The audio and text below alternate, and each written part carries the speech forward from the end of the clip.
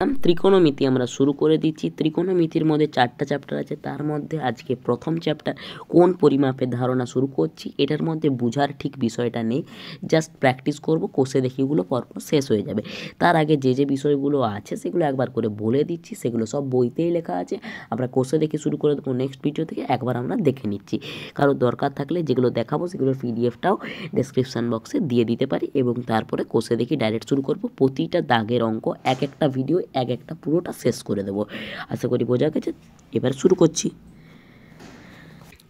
দেখো 20 নাম্বার ত্রিকোণমিতি কোণ পরিমাপের ধারণা। ত্রিকোণমিতি সবাই বুঝতে পারছো, এটা একটা গ্রিক শব্দ থেকে এসছে, এবং 3টা শব্দ যদি ভাঙি তো ট্রি মানে হচ্ছে 3, গণ মানে হচ্ছে কোণ, এবং ম্যাট্রন মানে হচ্ছে পরিমাপ। মানে 3টা কোণ নিয়েই আমরা পরিমাপ করব, এবং সেই কোণটা হবে সমকোণী ত্রিভুজের ক্ষেত্রে। তাহলে সমকোণী ত্রিভুজ ক্ষেত্রে যে 3টা কোণ আছে সেটার মধ্যে যে পরিমাপ বা সম্পর্ক আছে সেটাই আমরা ত্রিকোণমিতির মধ্যে দেখতে পাচ্ছি, এবং এই শব্দটা গ্রিক থেকে এসছে।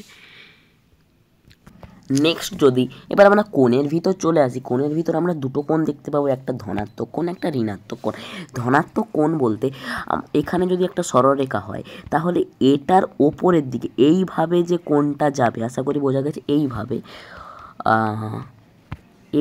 যে যাবে এই দিক করে, সেটা হচ্ছে ধনাত্মক কোণ, মানে হচ্ছে ঘড়ির কাঁটার বিপরীতে কোণ।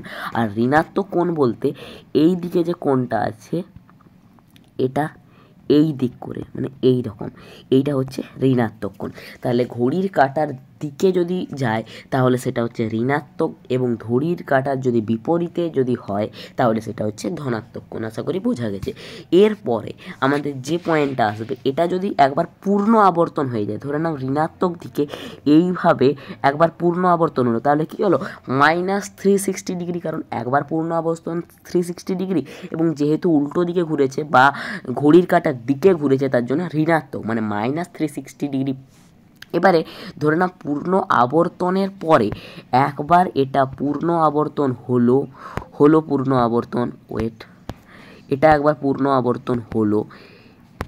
এবারে পূর্ণ আবর্তনের পরে যদি এই রকম এতটা গেছে তাহলে কি হবে, আমাদের এই যতটা গেছে এইটা পরিমাপ করতে হবে, এবং সেটাকে 360-এর সঙ্গে যোগ করে বাইরে মাইনাস দিতে হবে। একইভাবে এই দিকে ধরে নাও ঘড়ির কাঁটার বিপরীতে একবার ঘুরেছে, তাহলে 360 ডিগ্রি, আবার এতটা গেছে, তাহলে এই এতটা, আবার এটা এই ধরে নাও এতটা গেছে, তাহলে প্রথমে আমাদের এই কোণটার পরিমাপ করতে হবে, এই কোণটা কতটা, এই কোণটা পরিমাপ করার পরে ওটার সঙ্গে 360 ডিগ্রি যোগ করতে হবে। এইভাবে বোঝা যাচ্ছে। এই সব অঙ্ক থাকে। তাহলে যদি ঘড়ির কাঁটার বিপরীতে যায় তখন হচ্ছে ধনাত্মক, এবং ঘড়ির কাঁটার দিকে যদি আবর্তন করে তাহলে সেটা হয়ে যাচ্ছে ঋণাত্মক। দেখো এবারে নেক্সট দেখো, এবারে যদি কোণ পরিমাপের পদ্ধতির মধ্যে চলে আসি, আমরা দুটো পদ্ধতি দেখতে পেয়ে যাব। আমরা দুটো পদ্ধতি দেখতে পাবো, একটা হচ্ছে ষষ্ঠিক পদ্ধতি, একটা হচ্ছে বৃত্তীয় পদ্ধতি। এবার ষষ্ঠিক পদ্ধতি এবং বৃত্তীয় পদ্ধতিটা কি? ষষ্ঠিক পদ্ধতি বলতে ষষ্ঠিক পদ্ধতি বলতে ধরে নাও একটা বৃত্তকে আমরা নিলাম, এখানে একটা ধরে নাও একটা বৃত্ত নিলাম। এবার বৃত্তকে যদি সমান 4টি খণ্ডে আমরা ভাগ করি, এটা অ্যারো হয়ে যাচ্ছে, স্ট্রেট লাইন হচ্ছে না, এরকমভাবে যদি আমরা ভাগ করি তাহলে যে এই অন্তর্বর্তী এই কোণটা হয় সেটা হচ্ছে প্রতিটা এখানে 90 ডিগ্রি, এটা 90 ডিগ্রি, এটা 90 ডিগ্রি, এটা 90 ডিগ্রি, তাহলে এইটা কত হচ্ছে 90 ডিগ্রি হচ্ছে, 90 ডিগ্রি হচ্ছে। এবার এই 90 ডিগ্রির মধ্যে থেকে একটা ডিগ্রি যদি নিলাম এবং সেটাকে সমান 60টা ভাগ করলাম, তাহলে প্রতিটা ভাগ কী হয়ে গেল? মিনিট হয়ে গেল। মানে কি 1 ডিগ্রি সমান 60 মিনিট। আবার এই 1 মিনিটটাকে যদি নিয়ে সমান 60 ভাগে ভাগ করি তাহলে যেটা হচ্ছে সেটা হচ্ছে সেকেন্ড, মানে হয়ে যাচ্ছে 1 মিনিট সমান 60 সেকেন্ড। ঠিক আছে, এটাই হচ্ছে লেখা। তাহলে এক সমকোণ বা যে 90 ডিগ্রি করলাম সেটাকে এক সমকোণ বলছে। এবার এই 1 ডিগ্রি যদি আমরা নিলাম তাহলে সেটা হচ্ছে যে 60 মিনিট, আবার সেই 1 মিনিট যদি নিই তাহলে হচ্ছে 60 সেকেন্ড। আর ডিগ্রির মাথায় একটা ছোট্ট জিরোর মতন থাকে, মিনিটের মাথায় একটা দাগ থাকে, সেকেন্ডের মাথায় দুটো দাগ থাকে। নেক্সট, এবার বৃত্তীয় পদ্ধতি দেখতে গেলে আমাদের এইটা একটু ভালো করে বুঝতে হবে। ধরে নাও এটা একটা বৃত্ত, তাহলে এটা হচ্ছে এর ব্যাসার্ধ, যেটার ভ্যালু হচ্ছে আর, এবং এই আর দৈর্ঘ্যেরই একটা যদি বৃত্তচাপ এখানে নেওয়া হয়, এখানে যদি আর দৈর্ঘ্যেরই একটা বৃত্তচাপ নেওয়া হয়, তাহলে যে কোণে যে এই যে কেন্দ্রে যে কোণটা করবে মানে এই ভ্যালুটা, এটা হচ্ছে 1 রেডিয়ান।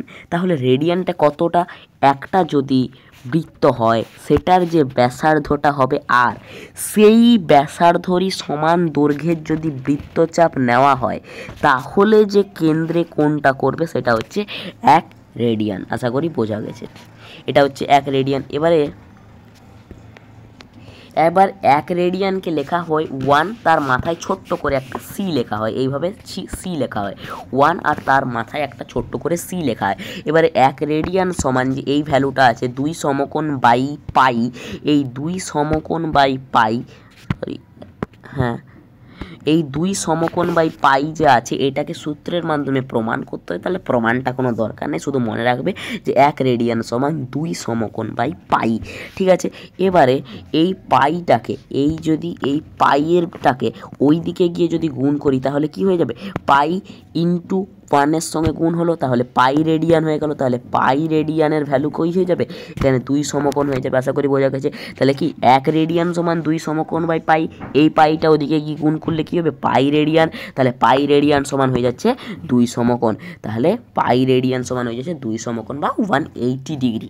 এরপরে আমরা জানি যে রেডিয়ানটাকে আমরা এখানেই দেখেছিলাম, রেডিয়ানটা মানে একটা মাথায় ছোট্ট সি হয়, তাহলে এই পাইটা পাই থাকলো, এই রেডিয়ানের পরিবর্তে একটা ছোট্ট সি দিলাম, তাহলে পাই রেডিয়ান সমান 2 সমকোণ বা 180 ডিগ্রি। নেক্সট বলতে 1 রেডিয়ানের যে ভ্যালুটা থাকে মানে এটা হচ্ছে কি, এটা হচ্ছে বৃত্তীয় পদ্ধতি রেডিয়ান, আর এটা হচ্ছে ষষ্ঠিক পদ্ধতি। এদের মধ্যে যে সম্পর্কটা থাকে 1 রেডিয়ান সমান 57 ডিগ্রি 16 মিনিট 22 সেকেন্ড। এটা মুখস্থ করতে হবে কারণ এটা আছে, এটা কত নাম্বারে আছে আমি একবার বলে দিচ্ছি। এটা আছে অতি সংক্ষিপ্ত 14 নম্বরের 3 নম্বরে শূন্যস্থান পূরণের 2 নাম্বার কোশ্চেন, এটাই আছে আর এটা অনেক ইম্পর্টেন্টও। তাহলে এটা কি করতে হবে, এটা মুখস্থ করতে হবে। 1 রেডিয়ান সমান 57 ডিগ্রি 16 মিনিট এবং 22 সেকেন্ড এবং শেষে প্রায় দিতে হবে কারণ একজ্যাক্ট এই ভ্যালুটা নয় কিন্তু। আশা করি বোঝা গেছে। নেক্সট, এবার পরিবর্তনগুলো কি করে হয়। এবারে কোনো একটা কোণকে বৃত্তীয় পদ্ধতি থেকে ষষ্ঠিক পদ্ধতিতে পরিবর্তন করার সময় এই পাই এবং 180কে একভাবে সাজাতে হবে এবং ওটাকে গুণ করতে হবে। ধরে নাও ষষ্ঠিক পদ্ধতিতে একটা কোণের ভ্যালু আছে ষষ্ঠিক পদ্ধতিতে 60 ডিগ্রি। এবার 60 ডিগ্রি এবং এটাকে যখন বৃত্তীয় পদ্ধতিতে নিয়ে যাব তখন আমাকে একটা পাই আনতে হবে, মানে কি পাই উপরে থাকবে তাহলে এবং নিচে তাহলে কত থাকবে 180 থাকবে এবং এটা দিয়ে গুণ করে দেবো, তাহলে 60 দিয়ে 180 কেটে গেল, তাহলে কত হয়ে যাবে 3, তাহলে এটার ভ্যালু হয়ে গেল পাই বাই 3। এবারে এই ধরে নাও এবার একটা কি বৃত্তীয় পদ্ধতি থেকে ষষ্ঠিক পদ্ধতি নিয়ে যাচ্ছি, তাহলে বৃত্তীয় পদ্ধতিতে ধরে নাও একটা কোণের ভ্যালু আছে পাই বাই 6 আছে। এবারে যখন আমরা ষষ্ঠিক পদ্ধতিতে নিয়ে যাব তখন পাই আর থাকবে না মানে কি পাই নিচে চলে যাবে, কারণ পাই যখন আর থাকবে না তখন এই পাইটা আছে এটাকে সরিয়ে দিতে হবে, এটাকে সরাবার জন্য এর উপরে আছে তাহলে নিচের দিয়ে গুণ করতে হবে, তখন এর ওপরে কি চলে যাবে, তখন এর ওপরে চলে যাবে 180 এবং এটা দিয়ে যখন কাটাকাটি করব তখন কত হয়ে যাবে 6 3 18 30, পাই কেটে গেল, তখন এটার ভ্যালু হয়ে গেল 30 ডিগ্রি। তাহলে যখন ষষ্ঠিক পদ্ধতিতে যখন পাই থাকবে না তখন সেটাকে পাই বাই 180 দিয়ে গুণ করতে হবে, তখন বৃত্তীয় পদ্ধতিতে যাবে এবং বৃত্তীয় পদ্ধতিতে যদি কোণটা থাকে তখন সেটাকে কি দিয়ে গুণ করতে হবে, সেটাকে 180 বাই পাই দিয়ে গুণ করতে হবে, তাহলে চেঞ্জ হয়ে যাবে। আশা করি বোঝা গেছে। এগুলো চেঞ্জেই থাকে, মানে যে কোনো ত্রিভুজের একটা ত্রিভুজ দিয়ে দেয়, একটা ত্রিভুজের দুটো কোণ দেয়, একটা কোণ বৃত্তীয় মানে দেয়, একটা ষষ্ঠিক মাধ্যমে দেয় এবং যে কোনোটাই এই বৃত্তীয়টাকে ষষ্ঠীকে বা ষষ্ঠিকটাকে বৃত্তীয়তে পরিণত করে আরেকটা কোণের ভ্যালু বার করবে এবং সেই ভ্যালুটা যেটাই বেরালো, ধরে নাও এটা ষষ্ঠীকে বেরালো, তখন সেটাকে আবার বৃত্তীয়তে পরিবর্তন করে আসে। এটা অনেকগুলোই অঙ্ক আছে, এইভাবেই করতে হয়। চতুর্ভুজ থাকে বা আয়তক্ষেত্রে থাকে, বিভিন্ন থাকে, সেম জিনিসটা। এবারে নেক্সট আরেকটা আছে যেটা হচ্ছে এটা এই জিনিসটা কি, ধরে নাও এখানে একটা বৃত্ত আছে, এটা একটা বৃত্ত, বৃত্তের এইটা হচ্ছে একটা ব্যাসার্ধ, এই ব্যাসার্ধের একটা ভ্যালু আছে যেটা আর। এবারে এই ব্যাসার্ধরই যদি সমান দৈর্ঘ্য বিশিষ্ট, মানে এই আর এই ধরে নাও এইটাও আর, তাহলে যে কোণটা হতো মানে এই কোণটা, এটা কত হতো, 1 রেডিয়ান হতো। কিন্তু বলেনি, এটা বলেছে যদি এটা আর হয় তাহলে এটা একটা যে কোনো ভ্যালুর এস, এটা একটা যে কোনো ভ্যালুর বৃত্তচাপ এস, তাহলে যে কোণটা উৎপন্ন করবে সেটা ধরে নাও কিছু একটা করবে, সেটা কত করবে কি করবে কেউ জানে না, কিছু একটা করবে। তাহলে তাদের মধ্যে যে সম্পর্কটা হবে সেটা হচ্ছে S is equal to R theta.